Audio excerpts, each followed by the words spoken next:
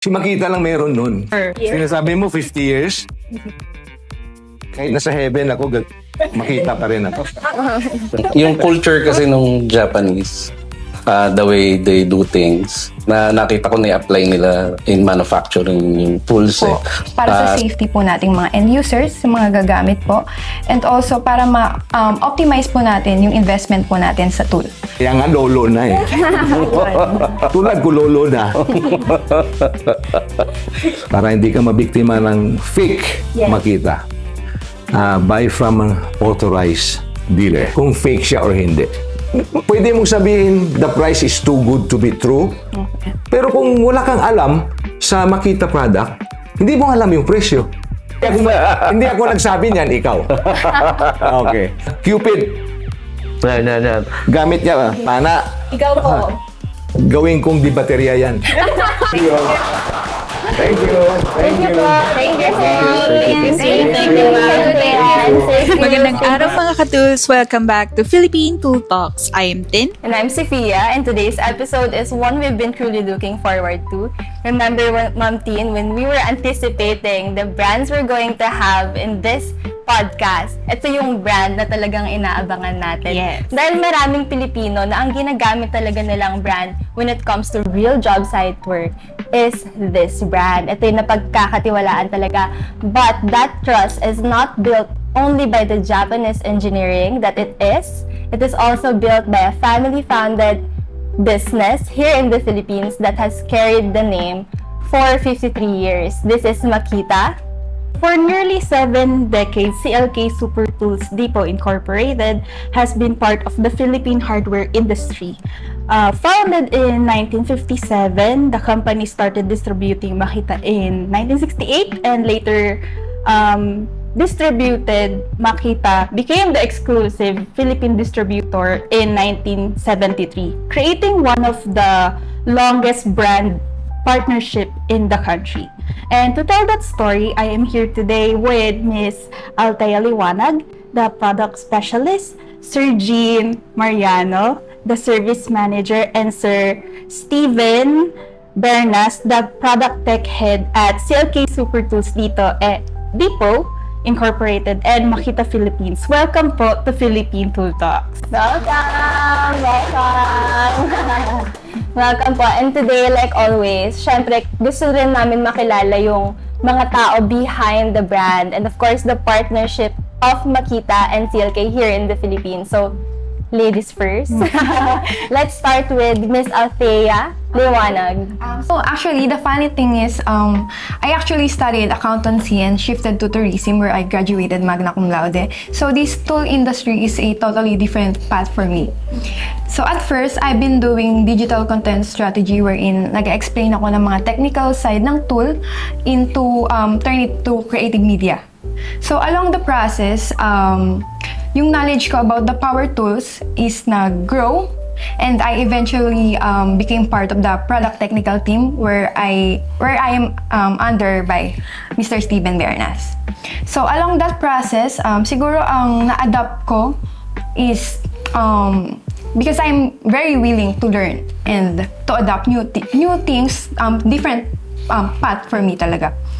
And yeah, up until now, I do trainings alongside with Mr. Steven. We do product trainings, especially during events.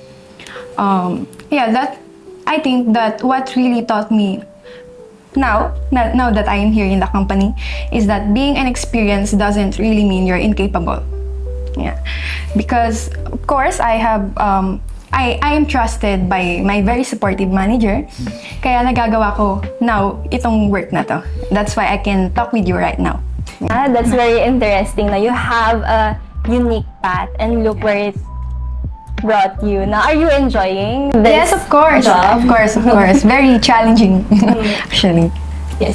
So, you deal with customers as well, Miss Althea. Yes, during events, we have, actually the last event, we went to Cebu because we have the event CebuCon. So, every time we are there, nakakapag-communicate ako with the customers, nag-a-ask about the products, so I can offer, ganyan. Tapos, actually, sila na, benta na, parang ganon. May na-encounter ka na po na, for example, you have a new product line, tapos hindi mo pa na-explain yung specifications niya, pero yung customer, ready na siya mag-check out eh. May na-experience ka na bang gano'n? Because Makita is a really trusted brand here in the Philippines. So, whatever new line that is. Actually, meron kaming na-encounter na mga customers na nagtatanong about specific product, pero kasi hindi lahat ng Makita tools na available sa ibang bansa ay available dito sa bansa natin. So, mostly ganong questions lang naman yung natatanong. Alright. Okay. Sir Jean. Yeah. Yes. Age mo na bago beauty na. Okay. Wow! Wow! So, Sir yun. Jean, Yeah. how many years have you been working in the power tool industry? Mawala niyo yung edad ko eh. Started 1995. First job ko, junior technician for power tool din. Tapos, I've been in a journey with different companies. Eventually, finding my home dito sa CLK, Makita nga. And the rest is history na. So, bibilangin pa ba natin? Mamay na ako sa math eh. You've been in the industry for a long time. Almost 31 years. 31 years. So, sir, nakita mo na kung paano mag-evolve ang power tool industry. Yeah. So, ano naman masasabi mo sa power tool industry kung nasan ka ngayon, which is Makita? Yes. Sa nakita ko yung discipline yung culture kasi nung Japanese, the way they do things, na nakita ko na i-apply nila in manufacturing yung tools eh. So yung dedications nandun. And those dedications and discipline paid off kasi naging ito yung magandang quality talaga ng tool sa market eh. Yun. So, sir, with that, na-excite na ako sa susunod kong tanong later about the manufacturers of Makita. But before that, let's have first Sir Steve, the historian. Yeah. Sabi, ikaw daw ang historian ng Makita. Sir Steve, tell us about yourself. I started working with Mayon Construction Supply from 1981 to 1984 as a service technician. And then I left the company to manage our family business. And then I came back 2014 and became a sales representative for 2 years. Biyaya ko ng Mindanao, Visayas. So, after niyan, nabuo yung marketing team and then doon nag-start yung demo representative. During that time, naging parang mentoring ako sa mga kasamang demo rep. And since hilig ko talaga yung power tools, no? Parang ang dali ng lahat. Opo. And of course, nag-gain ko rin yung malaking portion ng experience ko through end users. No? So nakakausap ko yung pinaka panday, plumber, electrician, kung ano-ano man posisyon nila, madumi, lahat. Doon ako natututo. Nandito na ako ngayon. Matanda na. That's great to hear na, Sir Steve, when you really have the passion or the heart to do something. Yes. Kahit sobrang hirap pa yan eh, kakayanin talaga. Dadalhin din siya along the way. Yes. Pag passion mo, yung isang bagay, walang mahirap. Yes. There's so much to learn from you, Sir Steve, no? Paano kaya kung interview natin si Sir Steve alone? About his life and history. Yes! To share all your experiences, no, sir? So, masingit ko lang before we move to our next segment. Sir, sa tingin niyo yung tiwala na binibigay ng mga tao sa power tool na to, sa Makita, is it really the Japanese engineering alone? Or do you think it's the after-sales service? Ako na? Ah. Okay.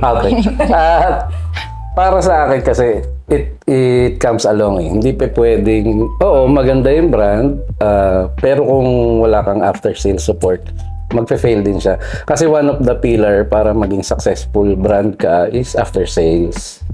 So, I believe, pang Miss Universe, I believe na kailangan pa rin yun. Kailangan mo pa rin siyang pag-igihan kasi even though nagawa mo na yung 100% perfection, na wala namang talagang 100% dun sa product mo, you still need after sales to support kung ano man yung mangyari, may failure man dun sa production, or kahit na sabi mong sa paggamit nagkaroon ng problema, yung after sales support fills up dun sa kulang para maging 100% yung power. Kumbaga, it goes hand in hand eh. So, para yun yung way kung paano mo mai-improve yung service mo, yung products mo. Okay, yun. So, sir, yung Makita kasi, a lot of Filipino knows that name, that brand. Pero not everyone knows CLK. So, correct me if I'm wrong, Sir Steve. CLK Super Tools Depot Incorporated traces its roots back to 1957 when it was founded by Mr. Chua Leong Kwe and his partners as a construction materials and general hardware. So in 1968, the company began distributing Makita power tools, and in 1973, just a few years after, it was officially appointed by Makita Japan as the exclusive distributor of Makita in the Philippines. So gusto namin malaman, tama po ba, sir? Yes. Yeah. So, ano yung partnership na yun ng CLK and Makita? Paano siya nagsimula? Number one, trust. No? Never naman kasi tatagal yung isang partnership pag walang trust.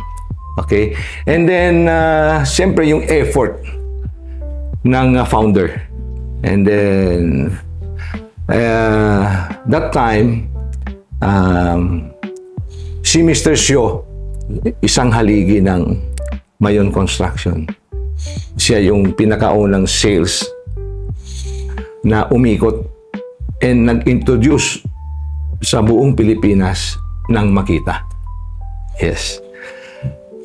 So, siya yung pinaka-mentor ko. Yes. Umpisa sa servicing, sa pagbenta, siya lahat. Doon ko natutunan sa kanya. Okay. So, masasabi mo, sir, na kung ano ka ngayon, talagang may parts of him ka pa rin. Yes. And it's great na nandito ka pa rin sa Makita, right? Nasa CLK. Malamang kilala siya ng hardware industry. So, si Mr. Sio. Tawag ko sa kanya, Master. Yes. Okay. So, most businesses kasi, it can't even last 10 years of partnership.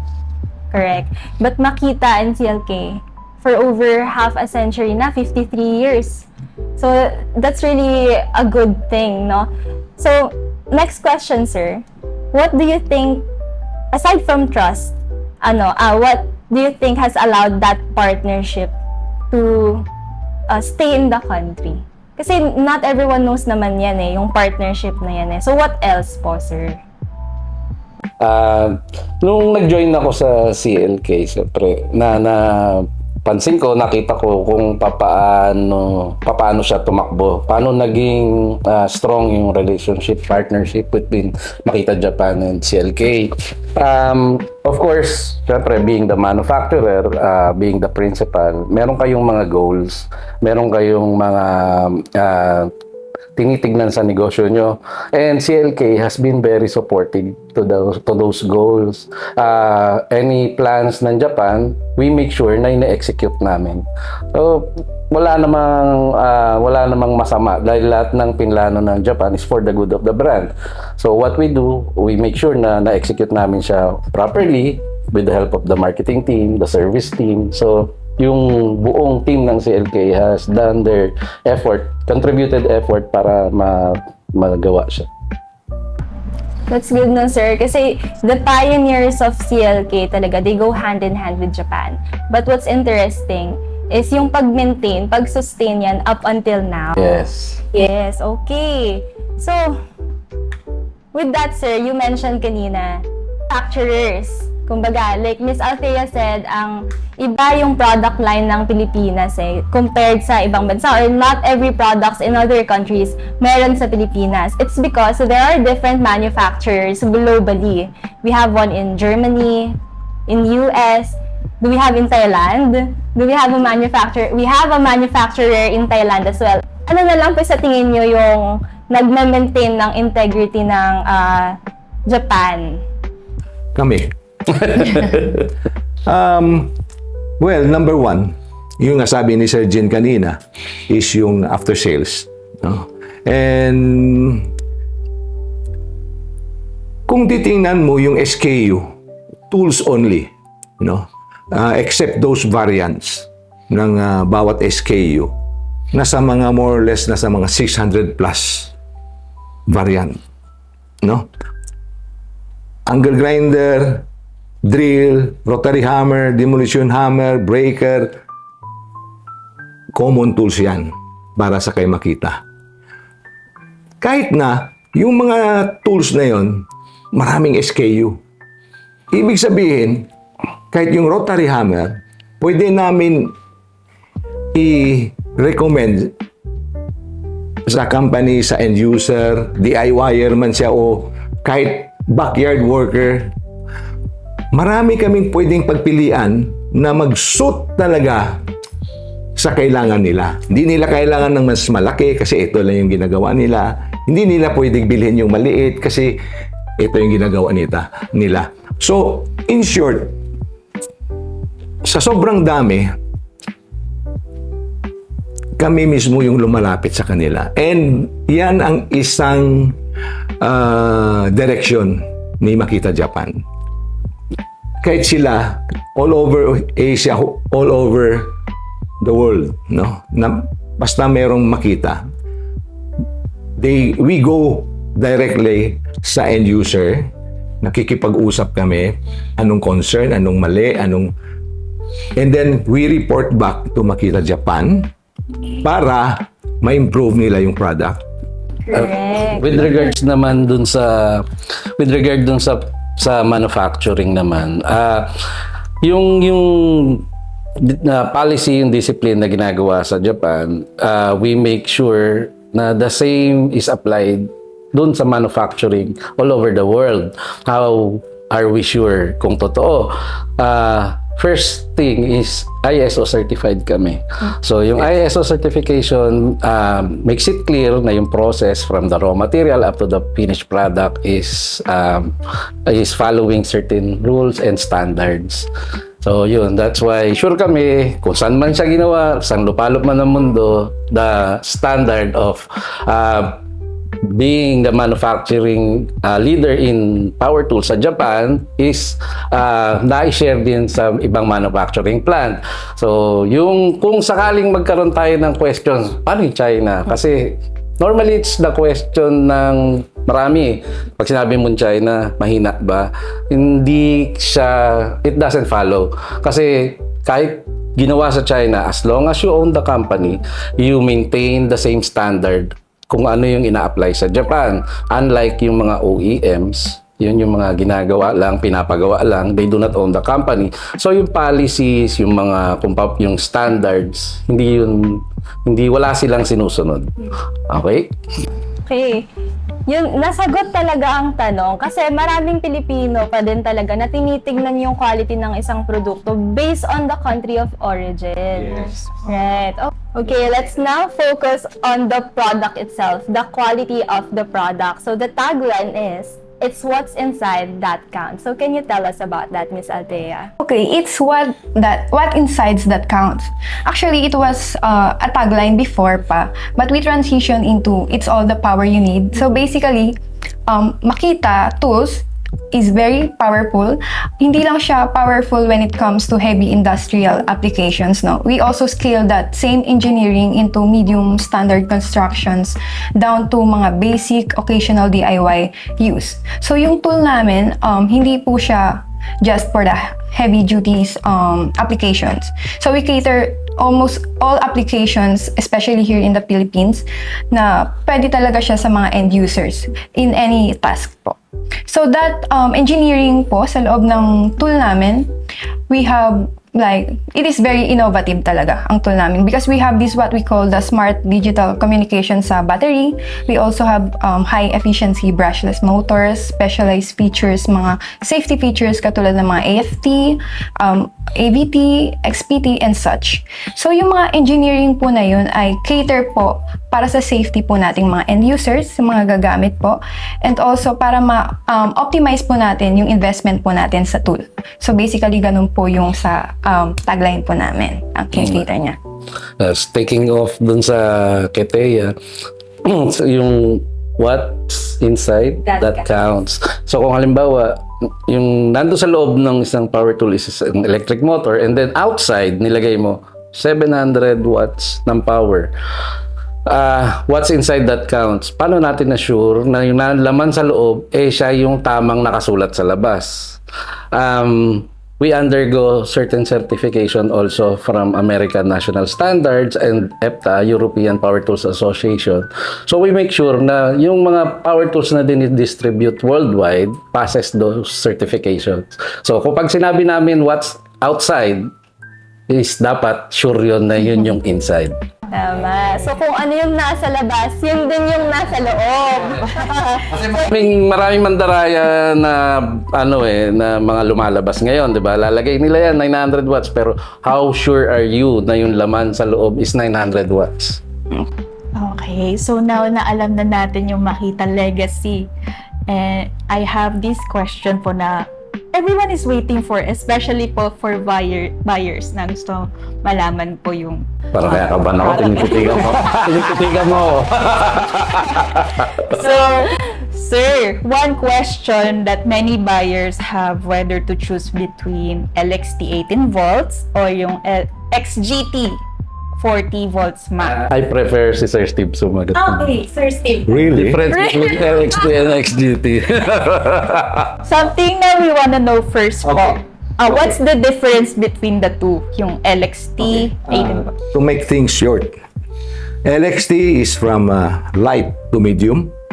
XGT is from medium to high power. LXT, pag sinabi nating LXT, di ba yung battery meron tayong 2 ampere hour, 3 ampere hour, 5 ampere hour, 6 ampere hour. Sa LXT kasi, yung capacity na yan is refers to or translate to runtime. No? Pag compare mo yung 3 ampere hour sa 6 ampere hour with the same tool, mas mahaba yung runtime ng 6 ampere hour. That is LXT. Okay. Sa XGT naman, meron tayong 2, 2.5, 4, 5, 8 ampere hour na battery. So, it translates to runtime and power. Kasi sa LXT, approximately yung battery mismo, from the smallest capacity to the highest capacity, yung output ng baterya is nasa more or less 540 watt or 30 ampere. So, steady siya. Sa XGT, nagva-vary. No? Yung 8 ampere hour umaabot ng 3.8 kilowatt. Medyo So, ganun ka difference from ng LXT and XGT. Yung 18 and 40, sinasabi ni Sir Steve, for those mid works, kaya ng 18 yon. So when you need power, you go up to the 40 volts. Next level siya. So when you choose the runtime, you choose between the available AH sa battery. Yung AH means ampere hour. So meron, sinasabi ni Sir Steve, may mga choices kayo, 2, 4, 6, 8 kung ano man siya. And then sa 40 volts, you can also choose the runtime. Pero assured kayo na mas malakas yung power niya kasi 40 volts na siya. So that's the strength of Makita. So we want to cater all cordless needs sa market. Can I just add din, no? When it comes to application naman, medyo, ano ko lang, Sir Gina. Sa 18, kasi we have impact wrenches, a lot of impact wrenches. So we have for 18 volts, we have 40 volts. So for yung mga 18 volts namin na impact wrench, actually, for application, pwede siya sa mga general fastening needs nyo po when it comes for automotive.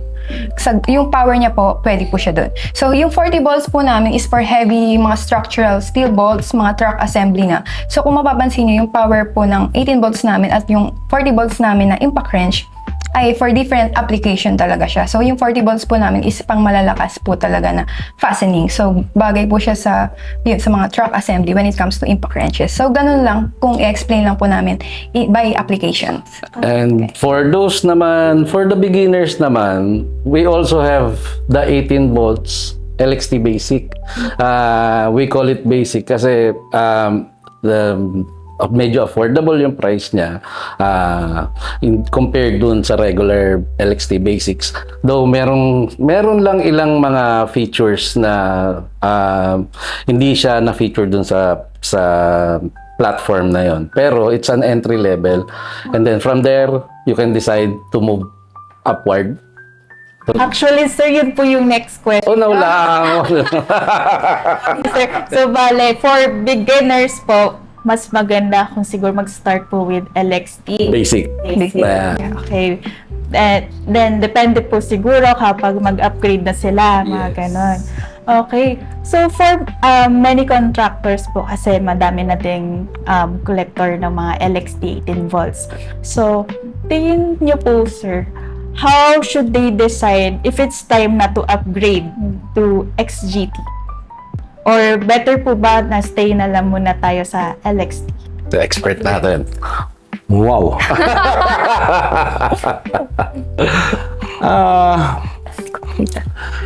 Sa mga contractor, usually, depende rin. No? Yun ang pinaka-safe na sagot. Depende. Kasi merong contractors na, let's say, fit out lang siya or modular lang siya. So, pwede sila mag-stick sa LXT. Yes. Since yung trabaho kasi, yung kinakat nila or pinafasten nila is not so large. Medium lang. So, okay na siya. For the whole day work, LXT will do. Sa mga concrete works, maybe. Concrete works or mga nagtatayo ng mga steel structure, better to settle with XGT. Okay, so depende pa rin po talaga. Sa application. Yes. Tsaka kasi, yung LXT platform now have around 440 tools na compatible siya. And sa XGT, nasa 200 plus tool and growing. So, more on yung innovation ng XGT is palaki. Okay.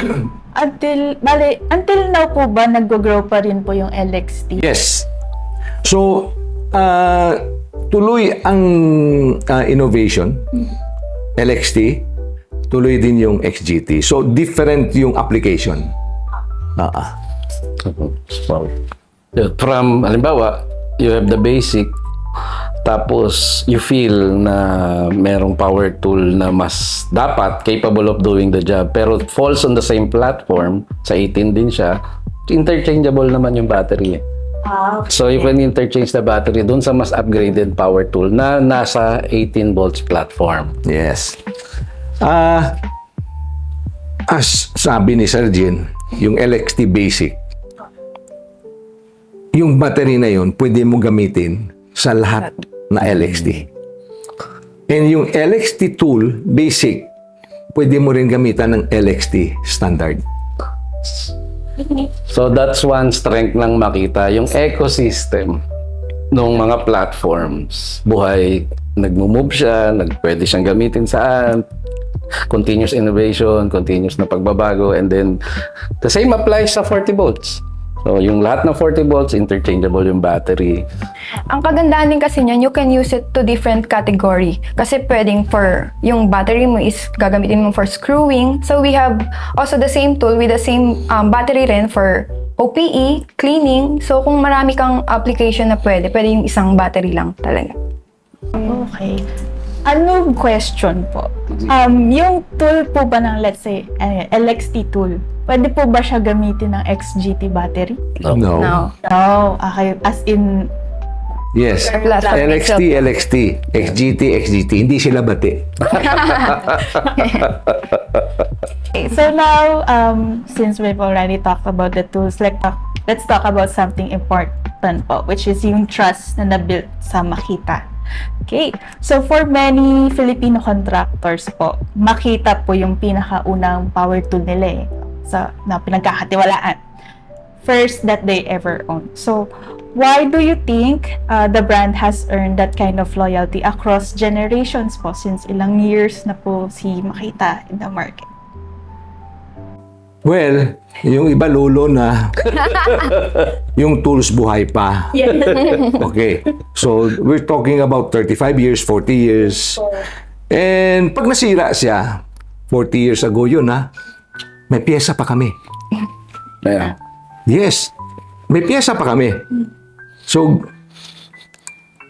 okay. Talking about others. Wala sila nun. Si Makita lang meron nun.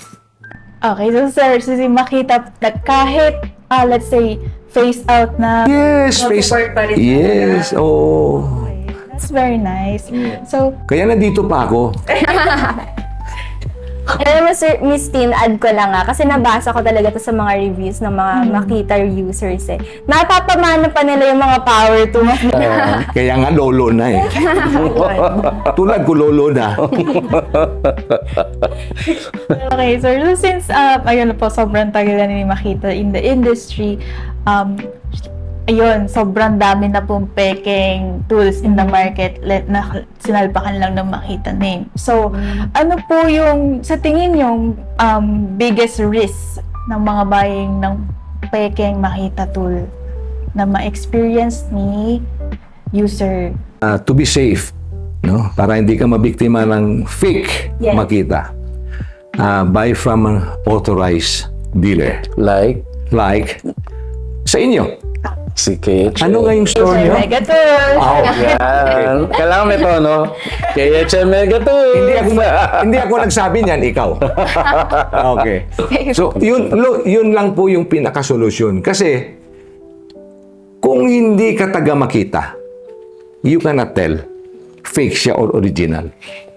Kami, isang tingin lang namin, alam namin. Pero, yung ibang end user, hindi mo distinguish kung fake siya or hindi. Pwede mong sabihin, the price is too good to be true. Okay. Pero kung wala kang alam sa Makita product, hindi mo alam yung presyo. Opo.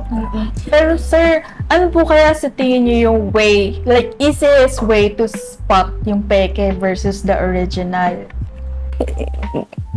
Well, Naka-emboss yung brand. Yeah.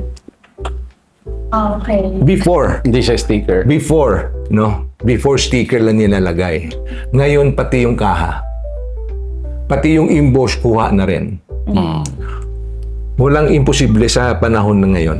Yes, tama. Alam mo, Ma'am Tin, at I think it's a good time for you to share yung naging experience mo with someone na may nabiling fake product from Makita.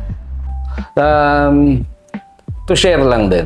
Yung cordless namin, we have 3 platforms. Yung 12, 18, and 40. So, normally, kapag nakakita ka online ng high voltage na cordless, garantisado fake yun. So, when you see higher than 40, or yung mga alanganin, kasi we have 18, pero may lalabas, makikita mo 24, may lalabas na 99, 100 plus volts. Absolutely fake yun. Ayun nga sir, na-experience ko din yan before where a customer contacted us sa a store. Tapos naghanap sila ng this specific model. However, hindi ko po siya makita online. Then, provide siya ng picture. Sayin, ito kasi makita, bakit wala kayo nito? So, ayun, away din po siguro. Like yung vaults, to spot din na peke talaga siya. Tapos to add dun sa previous question mo, si CLK, si Makita is very much conscious sa pag-combat sa fakes. Isang way din na ginagawa namin ang support sa market is safety. We conduct safety training. So, kung bibili ka ng mga fakes na Makita products, it would be hazardous. It would lead to maybe fire, risk sa injury kung gumagamit. Kasi if hindi tama yung power, it may cause injury dun sa gumagamit. So, isang goal namin sa CLK is to reach yung mga users sa safety. Kasi nakatipid nga sila dun sa fake product. Gastos naman sila sa ospital. So, sir, you mentioned before na parang to ensure din talaga na legit yung item, we have to buy sa authorized seller. So, what we want to know po, when it comes to after-sales support, what advantages do customers get po from Makita's official warranty and genuine service centers? Well, actually, Makita offers the most comprehensive and I can say the longest running after-sales support networks across the Philippines, no? Backed by our numbers of factory service center and authorized service centers po. So actually now, we have 3.5 years limited warranty for professional and industrial tools. We have 2 years one-time replacement sa mga batteries po namin like XGT, LXT, and CXT, battery and chargers, one-time replacement. And we also have 2 years limited warranty for mga G-Series, G-Series, MT Series, mga CXT tools. Ano pa ba, Sir Jane? Lights. Measuring tools. Lights and measuring tools, 2 years one-time replacement. And also together with LXT Basic and CXT chargers and batteries. Ayun. And also 1 year limited warranty for Sa petrol. Petrol OPE. So, meron pa kasi kaming petrol-operated products din aside from sa battery and the AC tools. Pero most likely mga outdoor power equipment na yung mga petrol namin ngayon. And hindi naman sa pagmamayabang, pero ipagyayabang ko na rin. We have 49 authorized service centers, 4 factory service centers. When we say factory service centers, owned by CLK, we have 4. It's located in Davao, Cebu, Pampanga, and Manila. And we have 49 authorized service centers across the Philippines. And when it comes to genuine parts naman, yung mga wear and tear namin na parts, mga armatures, carbon brushes, mga switch, bearings, locally available siya. So, if ever may sira, magagawa siya agad. So, nami-minimize yung downtime of operation. By the way, nandiyan na rin lang tayo. Makita, make sure na we maintain 3 days of repair. So, yun yung target talaga namin. Though, medyo masasabi mong mayabang, pero it's what the market needs. Yun yung kailangan ng mga tao. So, as much as possible, pinipilit namin siyang ma-attain. It's also a directive coming from Japan. So, we as partner, so we make sure na magawa namin lahat ng effort to reach yung target na yun. Okay, all that within 3 days. Super quick then back to work. Sana. Okay, so we have this segment po called Quick Fire. Oh my God! Lights off. Iba pala yun. Si Boy ang punta pala yun. Sorry. Okay. Fire po ang tawag sa segment na to. Madali lang po siya. Mga simple question lang siya. And the rule is simple as well. So, answer fast, 1 word if possible. Pero kung gusto nyong i-elaborate, go ahead. You have this platform to do so. So, we have a total of 10 questions. So, isa-isa na lang po ba tayo? Okay, we have a team here Power team tayo Different answers siya. It's okay. It's, you can back it up naman. It's iba-iba naman tayo ng mga pananaw sa tools na to. But, kaya I'll start, okay, LXT 18 volts or XGT 40 volt if you can only own one platform. Ano po doon? XGT. XGT. Pangbahay, personal use, DIY, LXT. Nanlalawang Sir Steve. Kasi I'm about the power kasi. Okay. Okay, so most iconic Makita tool of all time. Planer. Iconic, I would say hammer driver drill. Agree. Iconic. Ma-explain ko naman yung sa akin. So, Sige. Ako lang na iba eh. Sige, go ahead. I would say kasi 90% ng mga maintenance sa household kaya na ng hammer driver drill. Explain namin yun sa amin. Okay. It was the first power tool produced by Makita. Makita. Wow! Okay. Pwede naman palitan si Sir Steve na storya. Natutunan ko lang sa kanya yun. Yun yung pinakaunang power tools na gawa ni Makita in 1958. Take note of that. Pero Makita started in the year 1915. Yung year na yun, yung ginagawa nila is malalaking Motors. motor. And then yung 1958, dun sila pumasok sa power tool. Sila yung pinakauna nag-develop ng power planer. Alam niyo kung bakit? Kasi yung woodworking sa Japan. Was the number one industry no? Yes. So that makes it Yes. iconic. So yung planer na yan, innovative pa rin siya up to this year. Yes. We have cordless planer. Oh, di ba iba talaga pag matanda? hindi na kami nagsabi niya, sir, diba? Inaamin ko.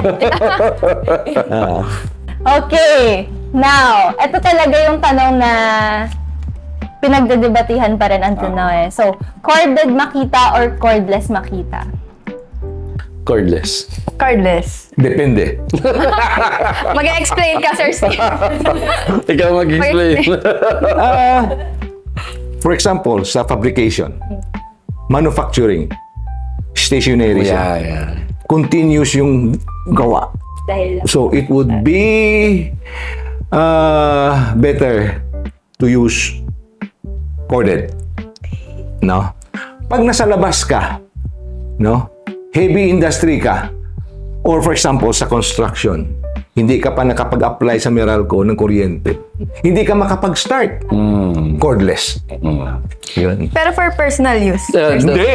Hindi, ikaw, kung for personal use, ano? Personal use, cordless. Kasi yun eh. Cordless for personal namin. Pero inline doon sa sinabi ni Sir Steve, cordless are not meant to replace corded. No, may certain applications, may particular applications na mahirap para sa corded. That's why inimbento ang cordless. Yun talaga yung magandang tanong yun eh. Kasi hindi mo sila pinaglalaban eh. You show kung saan siya pwede, kung saan siya hindi pwede. The pros and cons of corded and cordless. Okay. Galing mo. Okay. Marami diyan na hindi makapag-decide. Open kami. Na? To tell them, Yes. Aralin natin yung sitwasyon niya. And then, mag-recommend tayo. Yep. it's the product tech head. Okay, next is drill or impact driver, the better Makita gateway tool. Drill. Impact driver. Depende.